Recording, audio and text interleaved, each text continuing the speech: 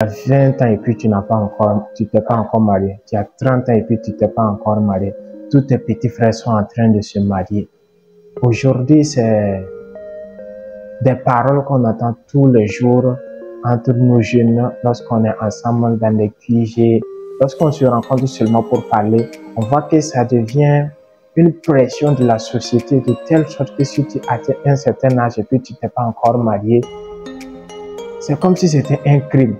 Et tout ce qu'ils peuvent, c'est de te pousser comme ça à aller rentrer de manière aveugle dans la chose comme ça. Et de l'autre côté, ce qui ne fait pas rire, c'est que beaucoup de personnes se marient et c'est à cette période également que les divorces sont encore énormes. Souvent, je me demande, lorsque je vois un mariage où on organise vraiment de grandes choses et qu'après 2-3 mois, les deux mariés se divorcent. À quoi bon de s'unir même si nous allons vraiment penser beaucoup. Beaucoup se lancent dans la chose en ne savant rien de ce que c'est qu'une vie conjugale, une vie à deux. Et le réel problème, c'est ça. Je disais la fois passée que si on pouvait, au lieu de pousser la personne comme ça, de se moquer de la personne, de suggérer des idées de comment bien gérer une vie de couple. Parce que peu importe, même si tu veux, il y a certaines choses quand tu ignores là. Nous savons tous que deux personnes qui décident de se mettre ensemble, ce n'est pas dans le but de se divorcer. Mais pourquoi il y a les divorces? Vous devez savoir qu'il y a des lois que vous êtes en train de briser. Et l'univers dans lequel nous vivons est régi par des lois. Nul n'est censé ignorer la loi, on doit apprendre.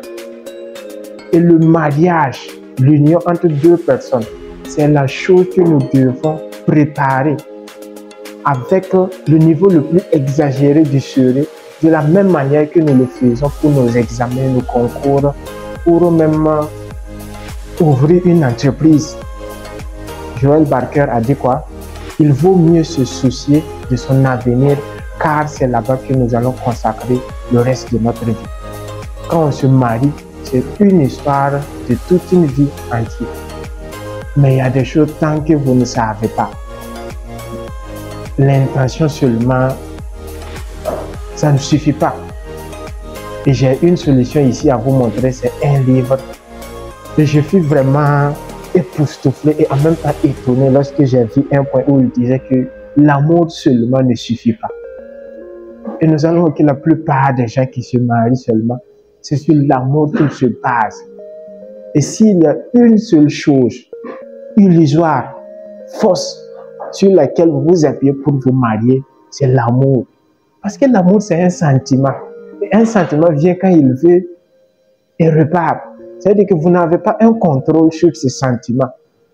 Mais qu'est-ce qui va permettre de maintenir ce sentiment? C'est ça maintenant la vraie question.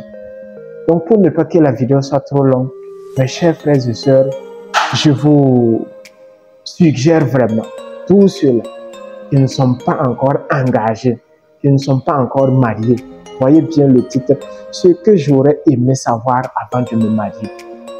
Même si tu étais déjà engagé, même si tu es déjà en couple, tu dois revoir ce livre-là et vous allez l'étudier ensemble.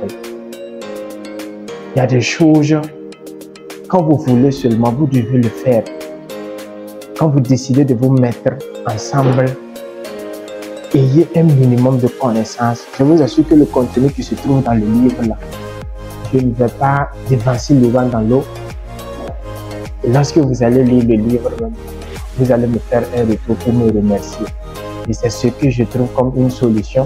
Et désormais, lorsqu'on va se rencontrer, tu dis à ton ami qui ne s'est pas encore marié, est-ce que tu as déjà lu le livre sur que j'aurais aimé me marier avant de me marier là? S'il dit non, je lui dis, tu n'as qu'à aller d'abord chercher ça. Et il y a des informations, quand tu vas lire le livre là même, je t'assure que l'envie qui te poussait de vouloir te marier une fois que tu tombes sur quelqu'un que tu aimes là, ça va diminuer. Moi, je me souviens le jour que j'ai lu une éducation qui commence avant la naissance, je suis devenu tellement calme en matière de femme parce que je sais que ce n'est pas quelque chose qu'on doit s'empresser.